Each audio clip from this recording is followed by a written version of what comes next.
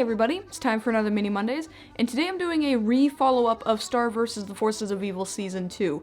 Now, as most of you know who watched the video, I did not realize that Season 2 actually hadn't finished when I did my previous follow-up.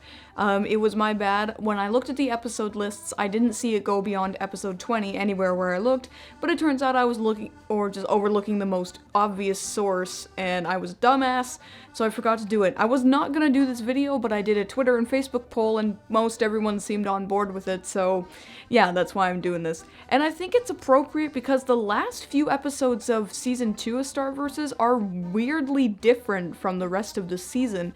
They seem to take a noticeable dark turn, and the whole season itself was taking a dark turn, which is good, but I think like the last 7 or so episodes just really condense a lot of like sudden darkness in it.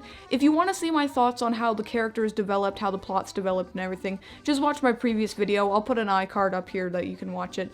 So I'm just gonna mostly talk about the last 7 or 8 episodes, and really the big thing that gets me about it is the development with Moon, Star's mom. So she's becoming her own character, and I like that she's becoming a lot more interesting as a character, a very powerful queen who fights for good, hopefully. I'm not entirely sure if the villains are good, and that's kind of what I like too, is that it shows that the villains, or the monsters, the bad guys, they have families and they care about each other, and it's nice to see that. I like that development. It isn't just that Ludo inexplicably had a castle and followers.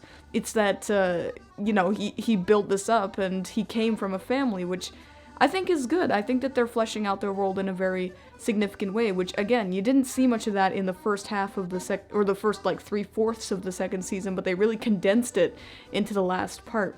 One thing I will say that really started to get on my tits, though, is the romance. So I did say in my original Star vs. review that I wouldn't mind if Star and Marco together, because I did think they were kind of cute. Not a shipper by any means, I'm just saying I wouldn't have minded.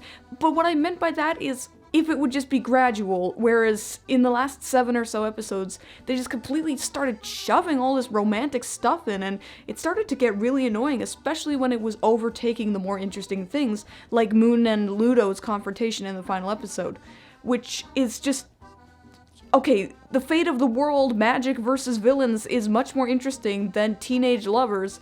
I'm sorry if you don't feel that way, but that's just how I feel. It's not that interesting. And the fact that they play it off as some huge dramatic thing is just, it feels like to me that the creators of the show are listening to their fans, but they're listening a little too much. Like, they're trying too hard to please those fans, the ones who just get really pissed off if they're not in a romantic relationship, and anytime they show any inkling towards it, they cream themselves.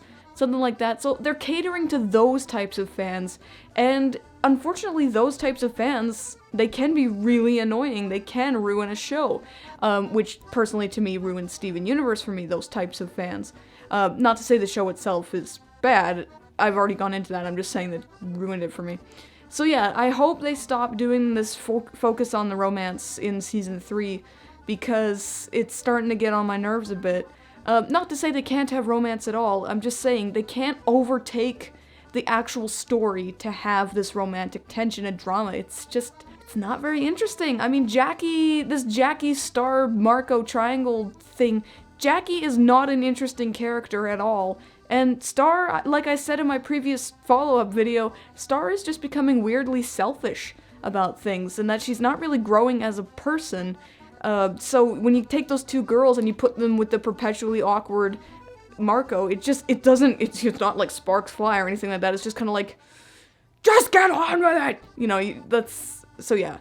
Bottom line, I'm against the romance overtaking the actual storyline, is what I'm trying to say. And I know I went on that point for a long time, but it's kind of the only thing I have to say about the whole season ender part, because it was good. You know what? The majority of the episodes in the last quarter of the season were actually really good. It's just that the romance was overtaking too much of the story by the end. So I am very excited for Season 3. I hope it comes soon, and I'll make sure to actually watch all the episodes before I do a follow-up next time.